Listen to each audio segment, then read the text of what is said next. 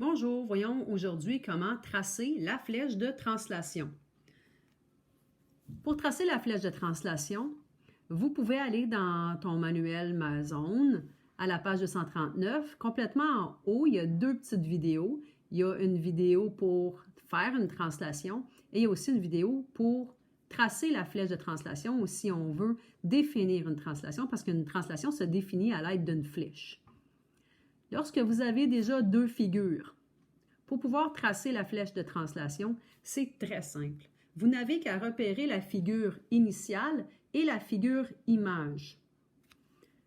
Pour repérer la figure initiale, bien, c'est tout simplement la figure qui n'a pas de prime. La figure qui a A', B' et C', c'est la figure image. Donc, ce n'est pas parce qu'elle est à la droite que c'est la figure image. C'est parce que c'est elle qui a les primes. Et notre figure initiale n'est pas toujours à gauche, mais c'est celle qui n'a pas de prime. Pour tracer la flèche de translation, je n'ai qu'à relier un point et son homologue, c'est-à-dire ici, par exemple, je pourrais relier de A vers A', ou de B vers B', ou de C à C'. Je vais relier le point B au point B'.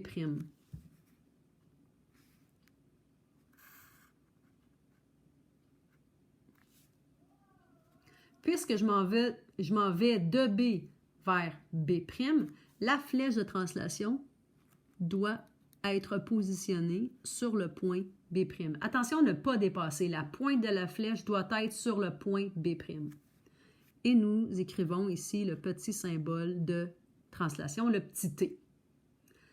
Il arrive parfois qu'on nous demande de tracer une flèche de translation, mais à partir d'un autre point qu'un des points de notre figure initiale. Donc, par exemple, on pourrait demander de faire une flèche de translation à partir de ce point-ci.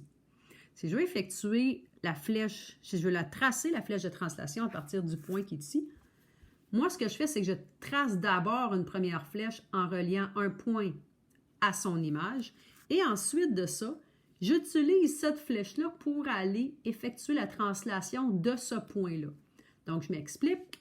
Je vais mettre mon équerre, un des côtés de mon angle droit, sur la flèche. Je vais ensuite utiliser n'importe quel autre instrument sur l'autre côté de la flèche, comme si je voulais faire une translation. Je déplace mon équerre jusqu'à ce que j'arrive à mon point de départ ici. Et là, je vais tracer la flèche.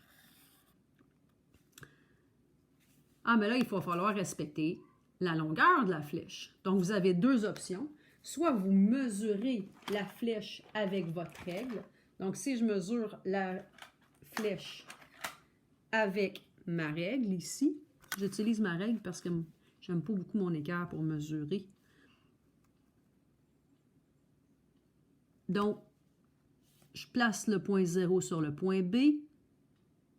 Je mesure, je vois que ça mesure 3,7 cm. Je place maintenant le 0 sur le point et je vais aller faire ma pointe à 3,7. En fait, je vais faire un petit point à 3,7 cm. Et à partir de ce point-là, je vais aller tracer ma flèche.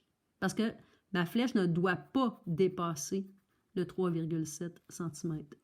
Et j'écris un petit t. Qu'est-ce que je fais ici? Avec l'excédent, je l'efface tout simplement. Vous vous rappelez qu'on aurait pu aussi prendre la longueur de la flèche avec notre compas. Donc, j'aurais pu mesurer avec mon compas la distance et tout simplement aller la reporter sur la droite. Et voilà! À la prochaine!